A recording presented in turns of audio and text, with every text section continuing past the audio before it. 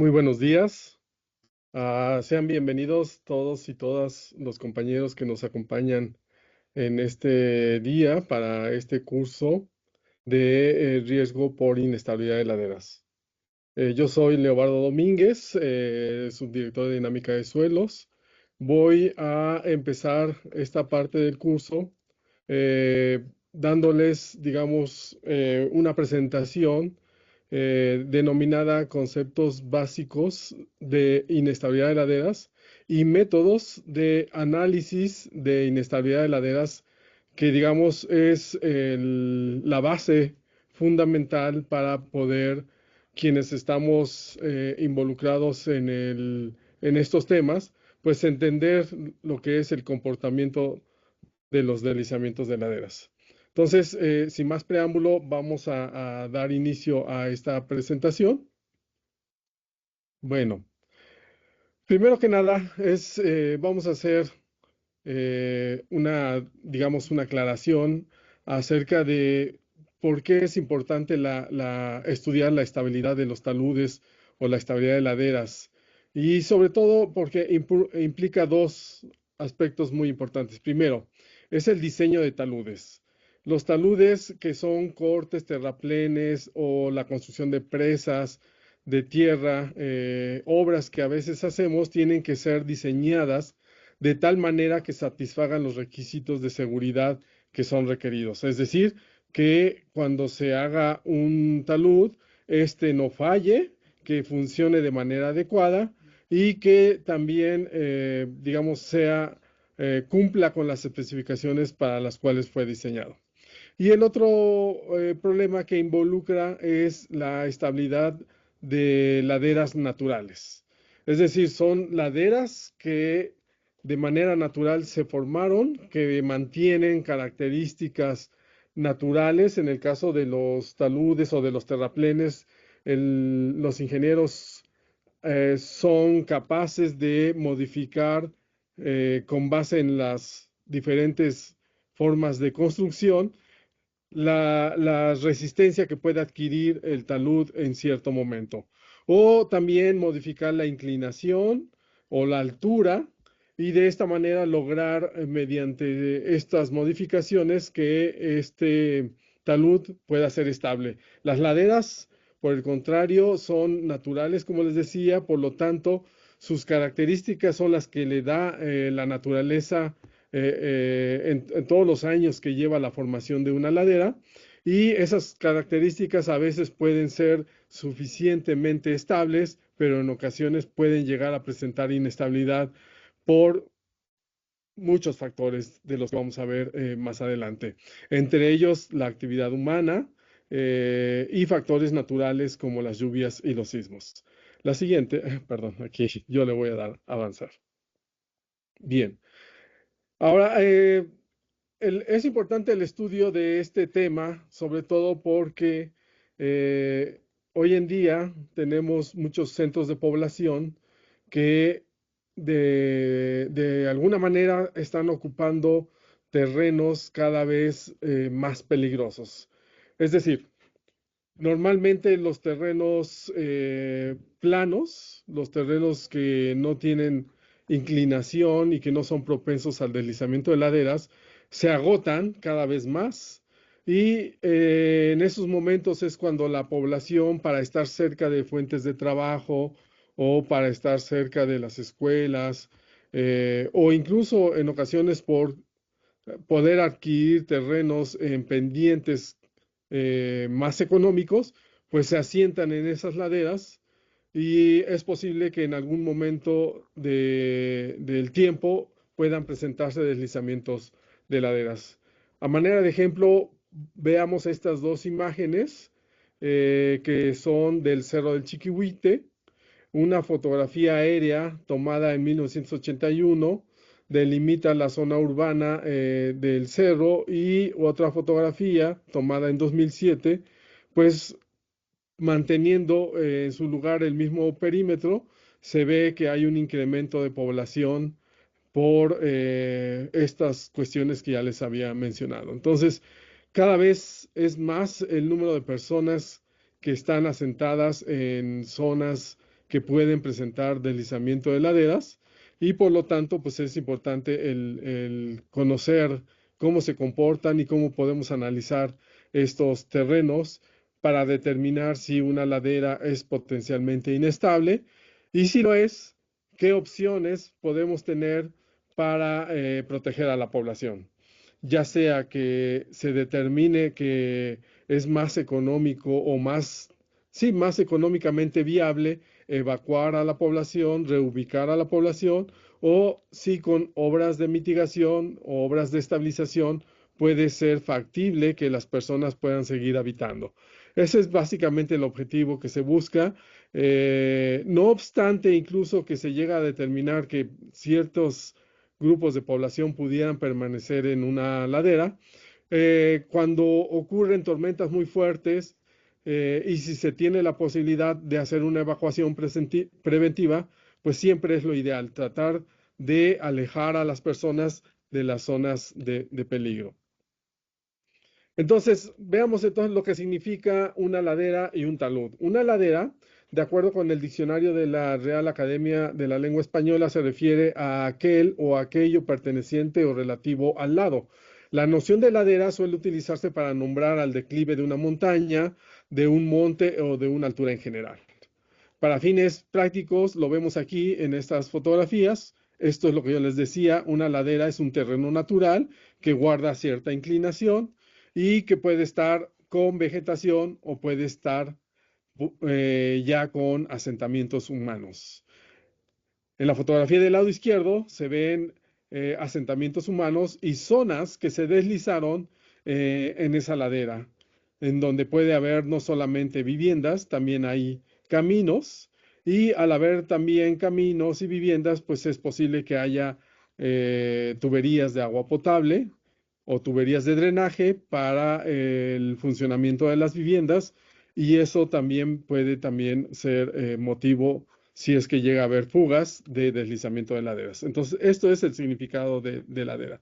Y el significado de talud es la inclinación de un terreno o del paramento de un muro, así es como se define. Según la definición que se muestra ahí en esa liga, el vocablo francés talus llegó al castellano como talud.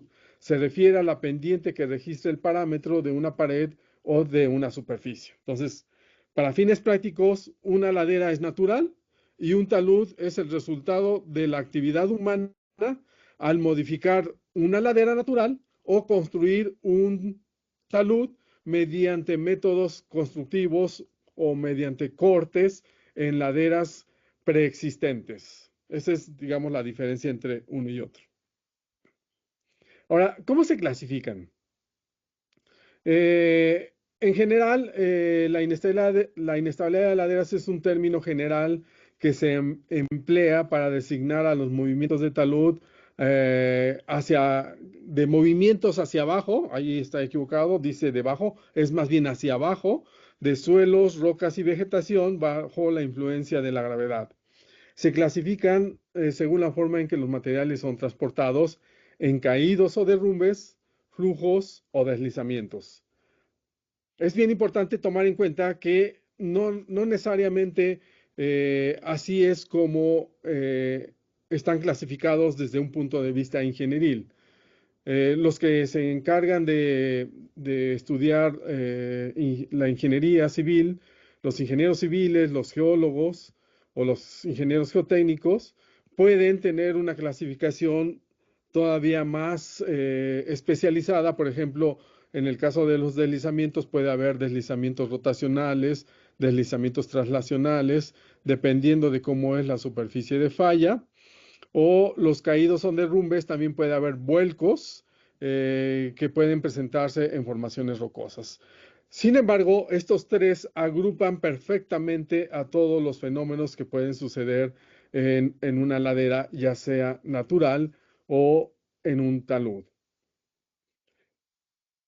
Dependiendo de los factores que los detonan, también pueden cambiar de nombre, es decir, un deslizamiento que puede presentarse ante una lluvia muy intensa puede convertirse en un flujo en caso de que la lluvia sea demasiado abundante y le dé la cantidad de agua necesaria al material para que éste pueda presentar un movimiento muy fluido y desplazarse a lo largo de la ladera. Entonces, un deslizamiento puede convertirse en un flujo, pero nunca un flujo en un deslizamiento.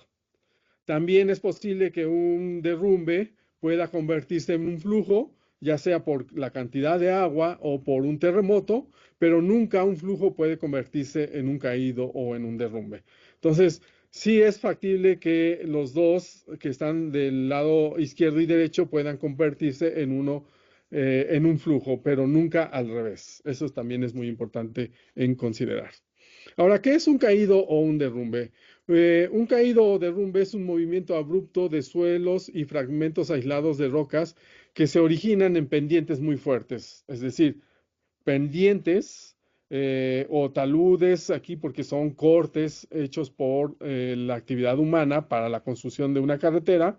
En estos cortes o acantilados pueden presentarse bloques que se desprenden y que pueden caer. Aquí es muy importante tomar en consideración de cómo está el terreno por abajo de donde se presenta el derrumbe.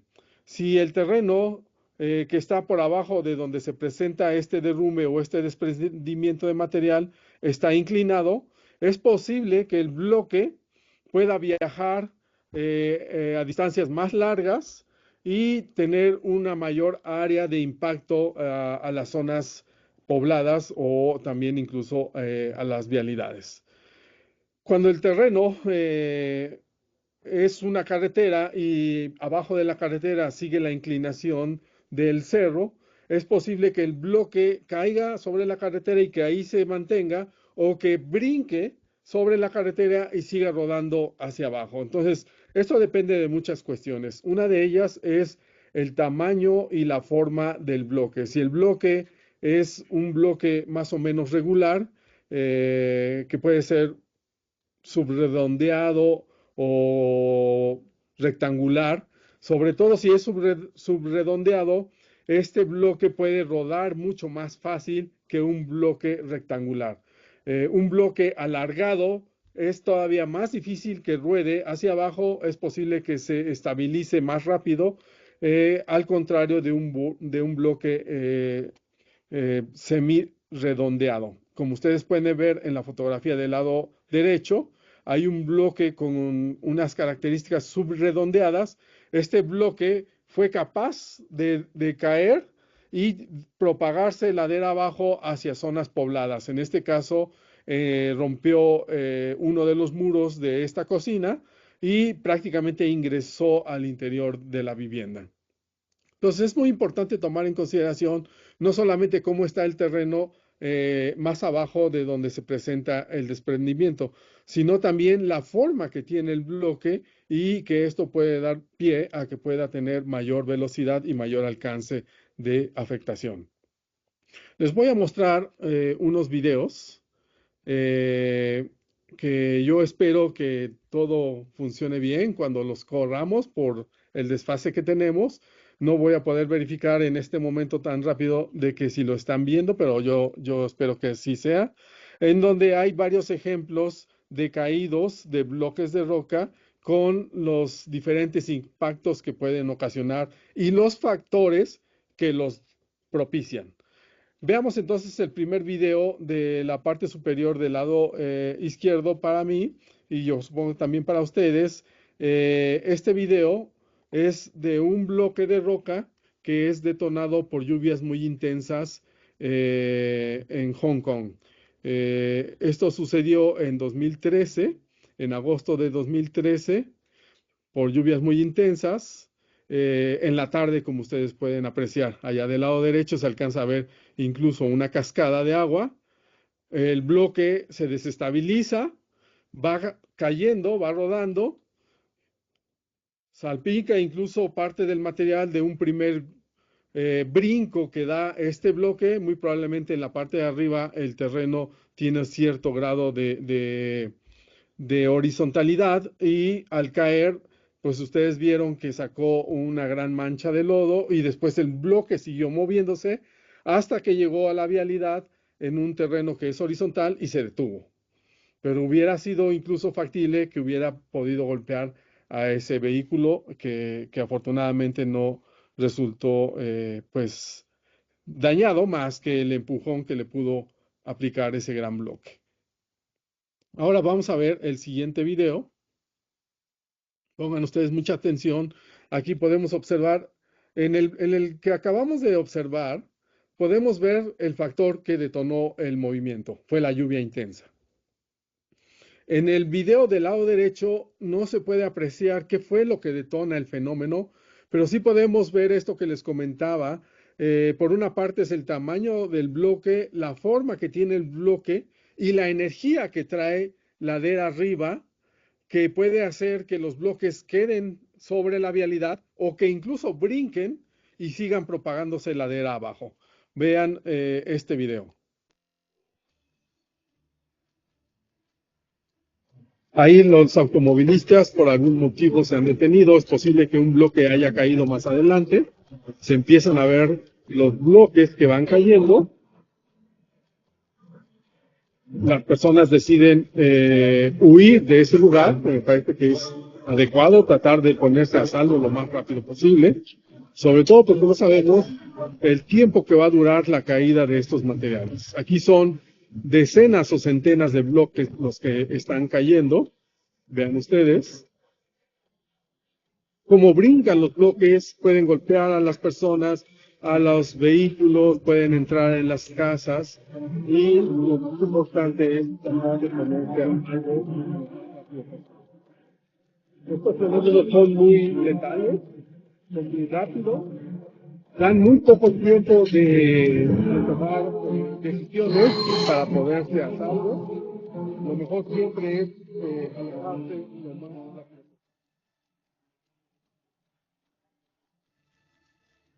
Esos bloques que se desprenden llegan a movilizar a otros bloques que se encuentran más abajo y es por eso que vemos que siguen cayendo después de un tiempo prolongado.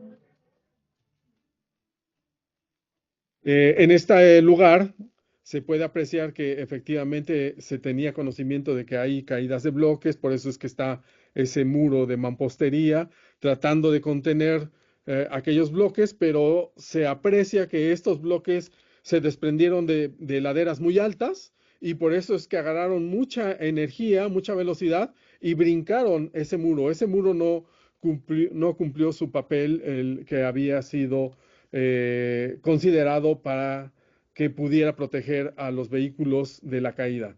Entonces esto nos llevaría a una pregunta. Si no funcionó ese muro, ¿qué pudiéramos hacer para que funcionara? Una posibilidad sería hacerlo más alto. O algo que yo hubiera considerado sería tratar de poner muros a diferentes alturas de la ladera, para que esos muros vayan deteniendo antes de que el bloque gane más energía y los deteniendo en las partes más altas. Pero aquí debe haber una labor muy vigilada, porque no pueden permanecer por mucho tiempo esos bloques, habría que retirarlos de manera controlada. Es posible cerrar la vialidad y provocar la caída de los bloques sin que hubiera vehículos en riesgo, ¿no? Esas son las decisiones que se pudieran tomar. Y ahora vamos a ver este otro video eh, tomado en Corea, si no recuerdo mal. Este video muestra también bloques de roca que caen, ruedan y que impactan a esta vía de comunicación. En este caso en particular es un desprendimiento de rocas detonado por un terremoto.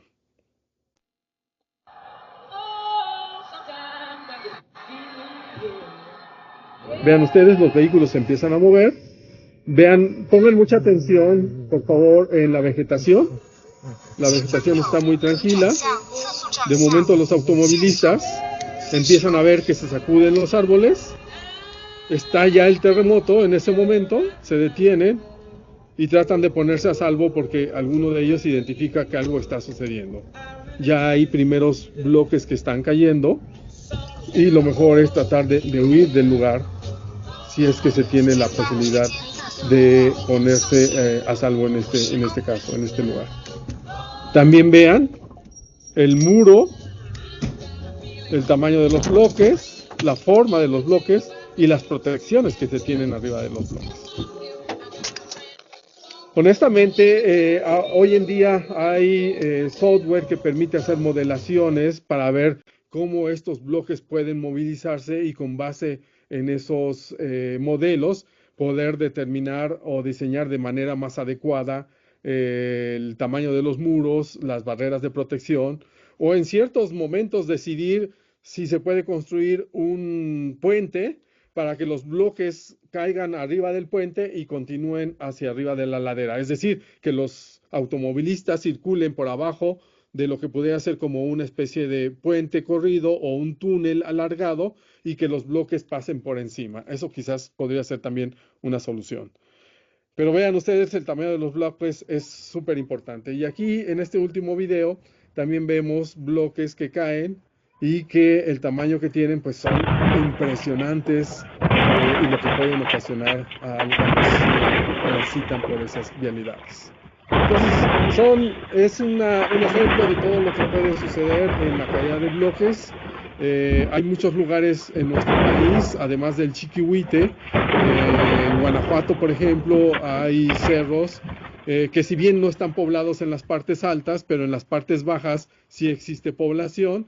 Y en la parte más alta se pueden apreciar en muchos casos cantiles de roca ya agrietados que pudieran presentar derrumbes como estos que les estoy mostrando. En muchos casos es factible tratar de construir obras para estabilizar esos bloques mediante anclas, cables de acero, mallas de acero que se pueden colocar para protegerlos, o incluso mampostería en la parte más baja del bloque, tratando de restituir su estabilidad mediante la colocación de un muro de mampostería inmediatamente abajo del bloque para que no deje que se voltee, para que no deje que caiga. Entonces sí hay que hacer revisiones periódicas, continuas, no solamente en carreteras, también en cerros aledaños a zonas pobladas. Y si vemos que un bloque está con condiciones precarias de estabilidad, pues lo que podríamos también hacer es demolerlo. Hoy en día existen técnicas muy adecuadas para demoler bloques con métodos químicos para que estos bloques no caigan con el tamaño tan grande que tienen, sino que sea demolido en pequeños bloques y que estos se vayan quitando de manera intencional.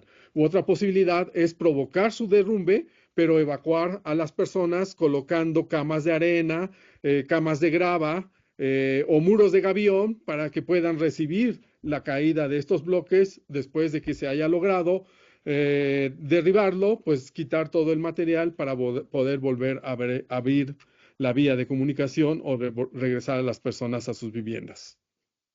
Ahora vamos a ver el ejemplo de los deslizamientos. Son movimientos de una masa de materiales térreos pendiente abajo sobre una o varias superficies de falla delimitadas por la masa estable o remanente de una ladera. Aquí en la fotografía del lado izquierdo ven el ejemplo de un deslizamiento. Se aprecia en la parte más cercana a la ladera el escarpe principal de falla, viviendas dentro de la masa que se está movilizando, pero también hay grietas aquí adentro de esta masa que se quedó ahí contenida. Dependiendo de, en este caso, este deslizamiento fue detonado por el sismo del 15 de junio de 1999 en un poblado del estado de Puebla. El movimiento se generó, se estabilizó. Si el material hubiera estado más saturado, es posible que se hubiera convertido en un flujo. En este caso no fue así. En estos videos vamos a ver deslizamientos que por la cantidad de humedad que tienen, sí se convierten en flujos y que, como ustedes se pueden dar cuenta, en el video del lado izquierdo vamos a ver que el material sí queda contenido, pero en el video del lado derecho el material se fluidifica, aún no habiendo una lluvia en el momento en que se presenta. También es una carretera, hay deslizamientos previos, seguramente un poco más antiguos. El material, seguramente después de una lluvia, se empieza a reblandecer y se moviliza. Llega un momento en que se estabiliza el material y ahí va a quedar contenido. La masa, parte de la superficie de falla, queda cubierta por el deslizamiento. Y es así como se presenta, con grandes dimensiones y con grandes afectaciones. Seguramente alguien ha visto algún tipo de deslizamiento de esta manera. Uno que recuerdo de bote pronto es el deslizamiento de la autopista Tijuana-Ensenada, en donde también trailers quedaron pues en la parte central del deslizamiento. Afortunadamente no se movilizó tanto como este. Después pudieron retirar esos trailers que habían quedado atrapados. Ahora veamos este. Vean ustedes, el material se fluidifica, la ladera está muy inclinada hacia la parte de abajo y esto ocasiona que pues el material pase de un deslizamiento a un flujo. O incluso está combinado porque parte del material sí queda contenido en lo que era un camino que estaba antes de las viviendas que fueron destruidas. Y es así como se pueden clasificar a estos fenómenos. No les voy a mostrar el ejemplo de un flujo porque ya aquí lo acabamos de ver, pero vamos, básicamente es así como se clasifican de acuerdo con lo que se ha considerado en la Ley General de Protección Civil. Desde el punto de vista ingenieril puede haber más clasificaciones, pero para fines de protección civil, con estos tres grupos podemos, digamos, tomar decisiones respecto a las medidas que pueden ser tomadas cuando esté uno en una situación como esta. Ahora, ¿cómo se analizan? Los métodos basados en la determinación del factor seguridad son los métodos que nos ayudan a conocer si una ladera es estable o es potencialmente inestable. Se realiza a partir de la definición de dos parámetros principales: las fuerzas actuantes que están en una ladera y las fuerzas resistentes. Las fuerzas actuantes son las que se van a movilizar, las que van a hacer que la ladera se movilice, por lo tanto, están representadas por el peso de una cuña a lo largo de una potencial superficie de falla representada en este esquema con una línea punteada de color rojo.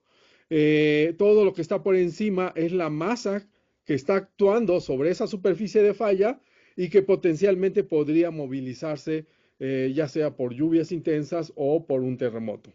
Las fuerzas resistentes son aquellas que dependen de las características naturales del terreno, las propiedades mecánicas de los materiales se determinan en el laboratorio o con estudios de campo, se pueden determinar las características de resistencia de los materiales y estas fuerzas resistentes están representadas en la parte inferior de la línea punteada, que es la potencial superficie de falla. De tal manera que cuando las fuerzas resistentes son más grandes que las fuerzas actuantes, el factor de seguridad siempre es mayor que 1. Y entonces la ladera es estable. Cuando las fuerzas resistentes se reducen o las fuerzas actuantes aumentan, ya sea por la construcción de viviendas o porque empieza a llover y el agua que queda atrapada en los poros del suelo incrementa su peso, eso puede provocar que al incrementarse las fuerzas actuantes pueda reducirse, por lo tanto, el factor de seguridad. Entonces, siempre debemos de buscar que las fuerzas resistentes sean mayores que las fuerzas actuantes, o lo que es lo mismo, factores de seguridad mayores a la unidad. Se habla de que un factor de seguridad adecuado bajo condiciones estáticas, sísmicas y con agua tiene que ser mayor a 1.5. Es decir, que las fuerzas resistentes sean por lo menos 50% más grandes que las fuerzas actuantes para que esa ladera sea estable.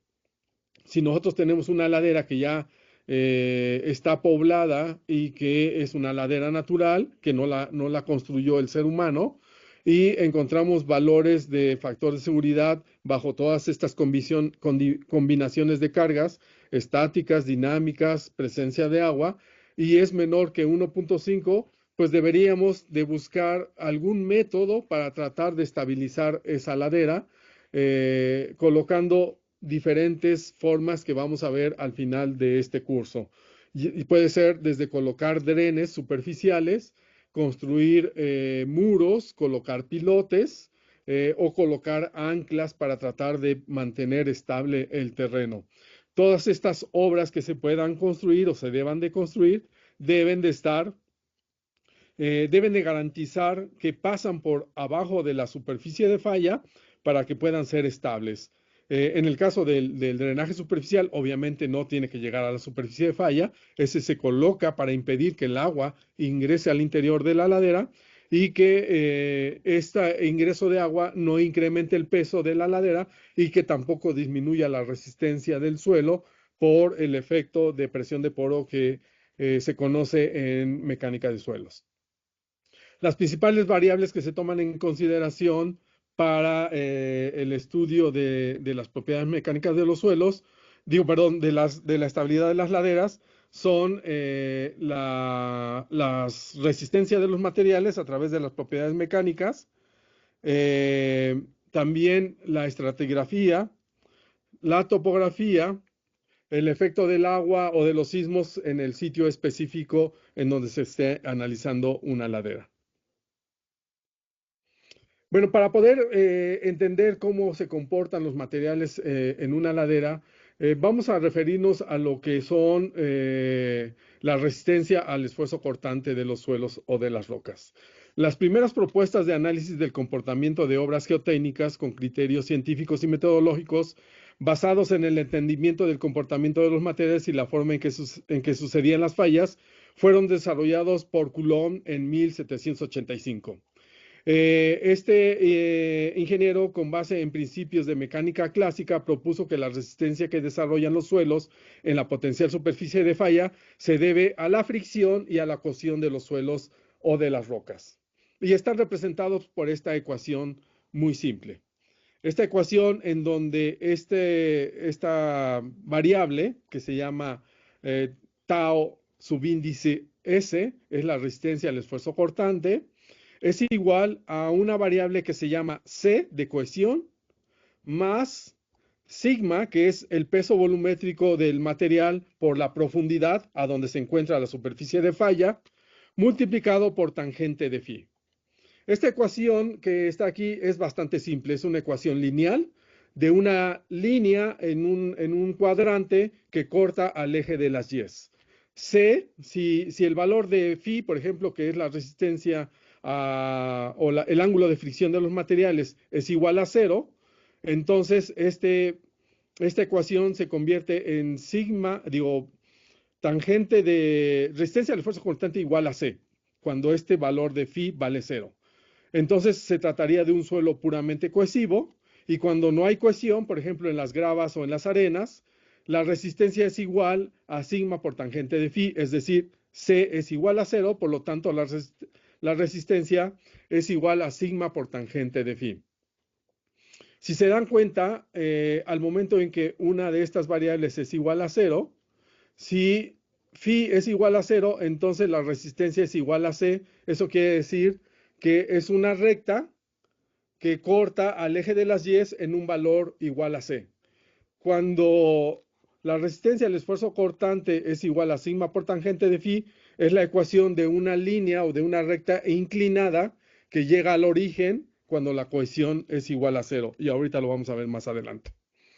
Aquí está el concepto de fricción. El concepto de fricción es cuando en un plano inclinado, por el peso de los materiales y la rugosidad que hay entre la masa que se tiende a desplazar en el plano inclinado, define a la fricción que se desarrolla entre estos dos cuerpos. Y aquí ustedes ven, en este caso, como tangente de teta, que es la inclinación del ángulo del plano inclinado. Entonces se dan cuenta, es de aquí de donde sale este parámetro de tangente de phi. Y en el caso de sigma, es el peso del suelo, y aquí nada más se está representando lo que es la rugosidad, pero en realidad es tangente de phi multiplicado por la fuerza normal, como se ve aquí, mu multiplicado por n, y eso es lo que se representa en esta ecuación, sigma por tangente de phi. Y la cohesión es la fuerza que une a las partículas de un suelo fino. En 1995, Juárez Vadillo, en su libro de Mecánica de Suelos, indica que es la cualidad por la cual las partículas de suelo se mantienen unidas como resultado de las fuerzas internas que dependen, entre otras cosas, del número de puntos de contacto que cada partícula tiene con sus vecinas, pero principalmente depende del contenido de humedad del suelo. Para poder visualizar el concepto de la cohesión, imaginemos que vamos a la playa y queremos hacer un castillo de arena. Entonces agarramos con un vaso un poco de arena. Si esa arena está seca y la ponemos, la vaciamos para hacer nuestro castillo, al momento de quitar el vaso, la arena va a perder su estabilidad y se va a derrumbar. Si le agregamos un poco de agua a la arena, entonces volvemos a llenar el vaso, lo ponemos, lo vaciamos, quitamos el vaso y al momento de quitarlo, se mantiene la forma del vaso en la arena. Es decir, el agua jugó un papel que le dio cierta cohesión a los materiales para que se mantengan unidos. También es posible que haya materiales que no necesiten agua para que se puedan mantener unidos por fuerzas eléctricas entre partículas que los mantienen unidos, sobre todo cuando existen limos y arcillas en los materiales. Esos materiales tienen esa capacidad de mantenerse unidos sin necesidad de que haya presencia de humedad. Ahora, ¿cómo se analiza la estabilidad de las laderas? Bueno, pues puede haber métodos cuantitativos, también métodos cualitativos. Los métodos cuantitativos se pueden utilizar un método que se conoce como el método de la cuña de Coulomb, que es justamente quien determinó la ecuación de la resistencia de los suelos. El método sueco, que es un método que se utiliza en ingeniería para tratar de calcular el factor de seguridad. El método de la espiral logarítmica, el método de Bishop, que es el más utilizado, es el método generalizado de las dovelas, que es el método de Bishop. Y hay otros métodos que son métodos cualitativos o métodos empíricos que se pueden utilizar para estimar si ciertas laderas pueden ser estables o pueden llegar a presentar algún momento inestabilidad. Vamos a ver el número 4, que es el método más sencillo, el más simple que se utiliza en la práctica para calcular la estabilidad de las laderas. En este caso, bajo el término genérico método sueco, este se define porque representa una superficie potencial de falla de manera curva, digamos, o rotacional. Este método es muy interesante porque permite hacer cálculos simulando que la falla se presenta a lo largo de una superficie rotacional o curva y que esta masa se va a mover a lo largo de esa potencial superficie de falla que ya habíamos mencionado. Aquí en este ejemplo, solo para simplificar el problema, ustedes pueden ver que si esto es el arco de una circunferencia, entonces este sería su radio y el peso de esta cuña está concentrado en el centroide de la cuña y representado con esta flecha como W. Y tiene un brazo de palanca definido por la letra D que está aquí. En un suelo puramente cohesivo, donde despreciamos la fricción de los suelos, la resistencia solo estaría representada por la cohesión, por eso la estamos representando aquí con la letra C, a lo largo de este arco que tiene una longitud L. Entonces, si queremos ver cuál sería el factor de seguridad, lo podemos hacer a través del momento resistente y el momento motor, que este representa a las fuerzas resistentes y el momento motor representa a las fuerzas actuantes. Ahora, ¿cómo se calcula el momento resistente? El momento resistente se calcula multiplicando el valor de la resistencia del suelo, que en este caso está representada por la cohesión. Aquí estamos poniendo la condición de que phi es igual a 0, y si phi es igual a 0, entonces la resistencia del esfuerzo cortante es igual a la cohesión, representada aquí por esta C que se encuentra por abajo de la potencial superficie de falla, representada por esta línea roja. Entonces la multiplicación de C por R y por L, que es la longitud en la que actúa la cohesión, nos define el momento resistente. Es C por L por R, en un ancho unitario perpendicular al plano que estamos observando. Entonces, este momento que se puede calcular con esa ecuación bastante simple, nosotros podemos determinar si hacemos un levantamiento topográfico, podemos determinar cómo es la inclinación del terreno. Si vemos que el terreno es muy arcilloso o muy limoso, podemos definir que es un suelo cohesivo. Si determinamos el valor de la cohesión en el laboratorio, podemos determinar la resistencia del suelo, que en este caso sería igual a C. El peso de esta cuña la podemos determinar con base en las dimensiones geométricas de esta cuña potencialmente inestable y por lo tanto sí es factible calcular en esta ecuación también el momento motor, que sería en este caso el resultado de multiplicar W, que es la fuerza, por el brazo de palanca D, en un ancho también unitario.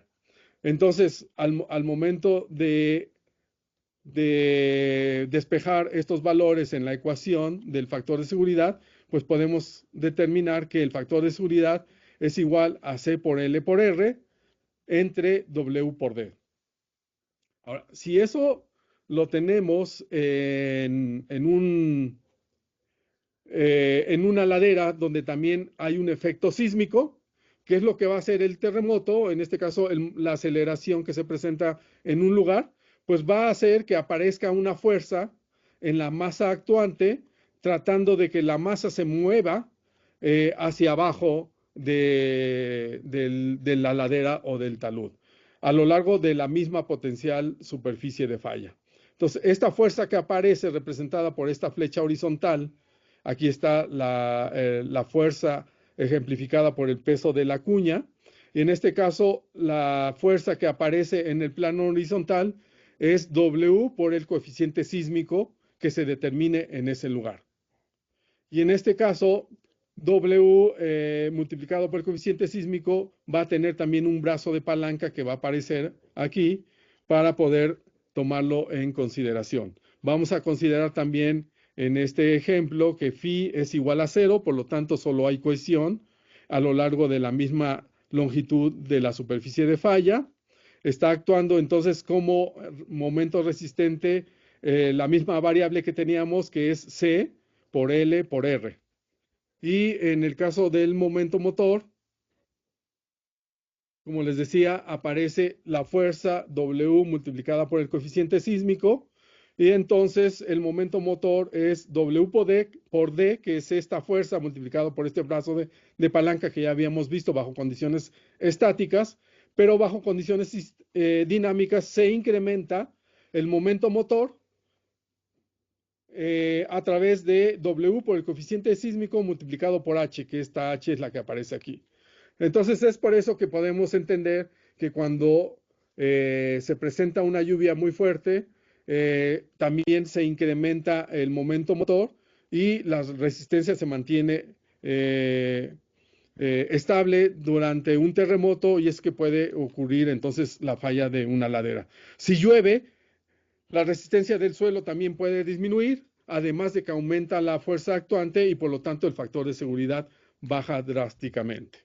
Al momento de sustituir los valores de estas variables, pues podemos calcular lo que es el factor de seguridad.